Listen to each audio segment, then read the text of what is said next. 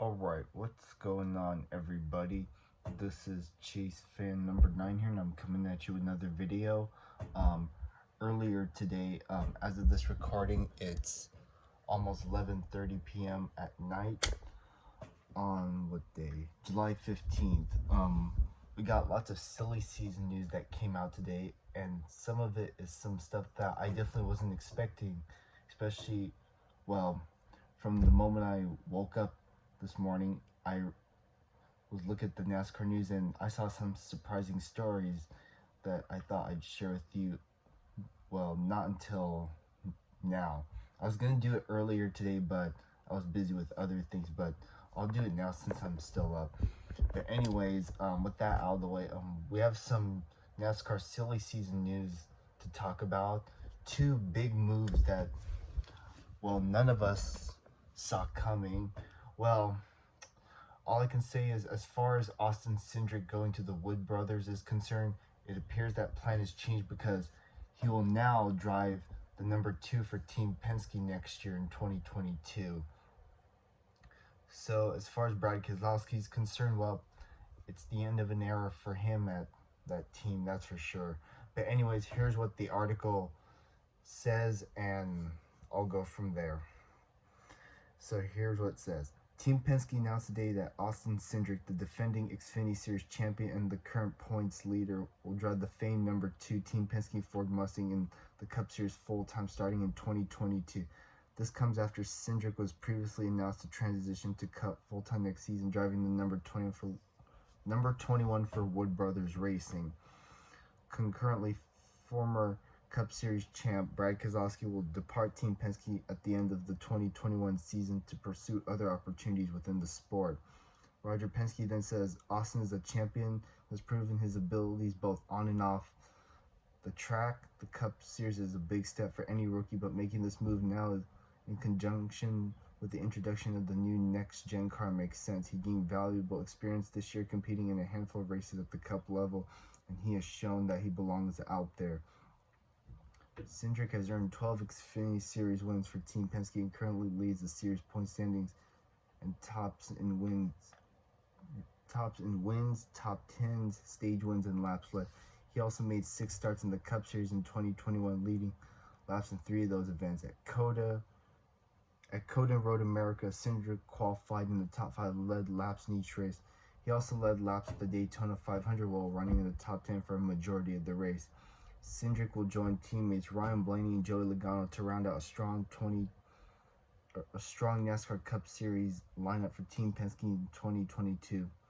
Throughout my NASCAR career, I've grown a lot as a driver and an individual, said Cindric. There are so many individuals within the walls of Team Penske that have elevated me to a level that matches this opportunity. The support towards my development from Roger, Team Penske, and all of our partners has been the leading factors towards race wins in the championship. Number 2 is iconic to the sport and is a number that represents the foundation of this team. It is a great honor and responsibility to continue that role as 2022 gets closer. I'm excited to embrace that. Until then, my focus remains on winning another Xfinity Series championship. Additionally, Team Penske announced that longtime partner Discount Tire will remain as a key sponsor with the organization moving forward on both the number 2 and Cindric and the number 12 of Blaney in 2022. The remainder of Cindric's partner lineup will be announced at a later date. So that's all I have to say. So my thoughts on it, I definitely wasn't expecting, I was still expecting him to go to the 21. I was initially thinking that Cindric was going to go to the 21 and Matty D would go to the number 2, but it looks like that has changed. But what are my expectations? Since this is true, I expect Cindric to run really well like Brad Keselowski did. He's done decent in the 33 cars so far this year on a partial schedule. Yeah, he's had a few mishaps here and there in the Cup Series, but hey, it's just the start. So I'm not expecting anything too big, if you know what I'm saying. So yeah, whether the haters like it or not, this move is coming nonetheless. So yeah, As far as the sponsors are concerned, I expect also Menards to jump on board and some of other Brad Keselowski's. Well, I'm not sure if Brad Keselowski's sponsors will follow him to wherever he goes, if um or if Cindric sponsorships from Xfinity like Menards and all that come along. But we'll just have to wait and see. But I expect it. If not, then it's just Keselowski's main sponsors, that is. But I expect him to do well in that 2 car. And when my prediction video comes out, I might put him as a driver that I expect to get his first win next year, depending on what happens. So yeah, that's pretty much all I have to say about that. Now, as far as De Benedetto is concerned, we all know that he won't be at Wood Brothers at the end of this year. Well, it looks like he's currently out of a ride for now with the story that I'm about to tell y'all. So, despite winning 4 Xfinity races and being winless this year and 2 full seasons in Xfinity, Harrison Burton, no hate towards him, is going to be moving up to Cup already full-time next season. He'll be driving number 21, the famous number 21 for the Wood Brothers, that is. I expect the sponsors to be the same for the 21 as always, and I'll leave it at that. No, actually, you know what? I think Dex Imaging might come aboard. And also, I'm calling it now, from what you guys been saying on Twitter, I'm calling it now Ty Gibbs to the 20 car in Xfinity next year. Just watch. It's going to happen. But anyways, yeah, so Harrison Burton will be moving up to Cup full-time next year for the Wood Brothers. As you guys know, he's obviously won 4 Xfinity races. Could have won some truck races, but stuff happened. Oh well. He's won a few poles here and there, led some laps.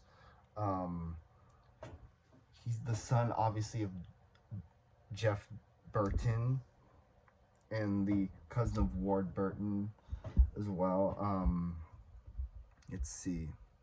Oh, and did I forget to mention, he made his Cup debut at Talladega this past April. So, yeah. Forgot, brother. And he did very well in it. Finished top 20, I think. Yeah, he becomes the latest driver in a long list of legendary names that piloted the number 21 for the Wood Brothers over the last couple of years. And that will start next year when he takes over in the 2022 Daytona 500. So, yeah.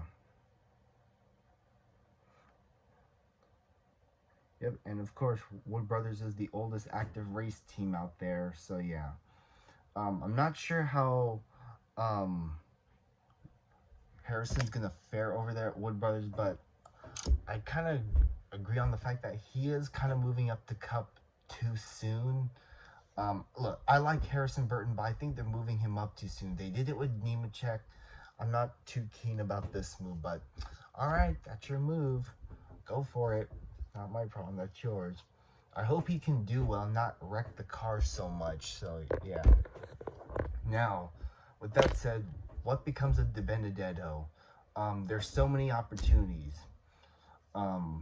Considering the whole thing with Trackhouse purchasing Ganassi and all that, and Kurt possibly going to 2311 Racing. Kurt could obviously go to 2311 Racing.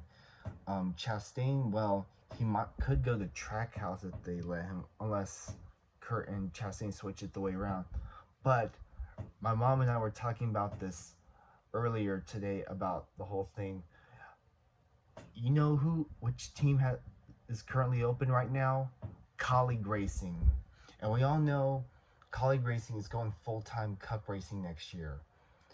But could it be Justin Haley? Who knows? Or Allmendinger part-time? Maybe, but maybe if they have like 1 or 2 car team, maybe they could have Matty D drive for Colleague full-time. Who knows? But I would like to see that. If not, then Matty D will have to go elsewhere. But anyways, that's pretty much all I have to say. Let me know what you think down below about this. And with that, I'll see you on the next video. And until then, have a good one and stay safe, everybody. Alright, bye everyone.